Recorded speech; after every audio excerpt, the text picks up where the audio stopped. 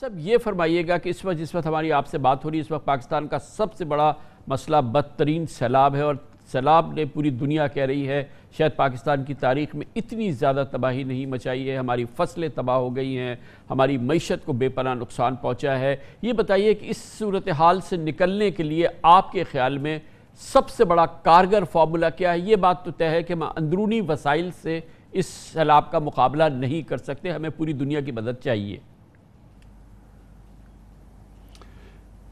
جی کامران، اس میں کوئی شک نہیں کہ 2010 کا جو سیلاب تھا اور جو موجودہ سیلاب ہے اس کے اندر تباہی بہت زیادہ ہوئی ہے، اور مختلف سیلاب تھا۔ وہ دریائے سندھ کے اندر سیلاب آیا تھا، اور یہ اصل میں بارشوں کی وجہ سے جو مغربی پہاڑوں کے اوپر جو کوہ سلیمان پہ بارش ہوئی ہے، یہ ادھر سے سیلاب آیا ہے۔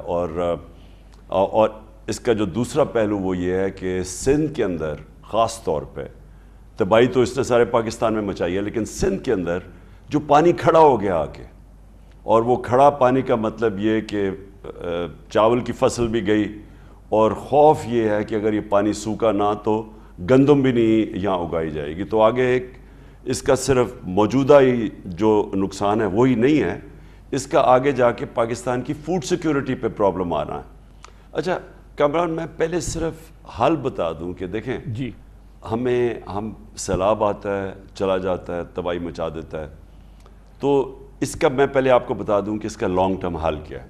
Number 1، dams. 50 سال میں ہم نے کوئی بڑی ڈیمز نہیں بنائی۔ دوسری چیز کلائمیٹ چینج۔ دیکھیں پاکستان ایک دنیا کے اندر جو ایک فنومینا ہے جس کو کلائمیٹ چینج کہتے ہیں، یہ دنیا میں اب تباہی مچا رہا ہے۔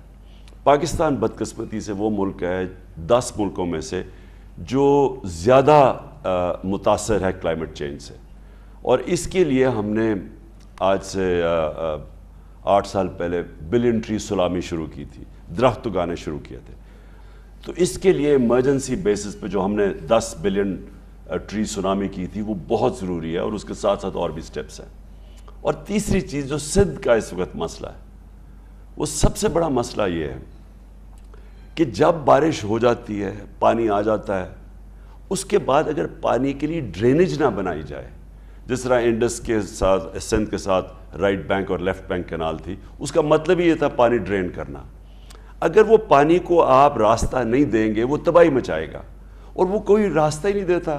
کراچی کے اندر وہ نالوں کے اوپر گھر بن جاتے ہیں، وہ جب پانی آتا ہے پھر وہ ساری آپ دیکھتے ہیں کراچی میں کیا ہوتا ہے۔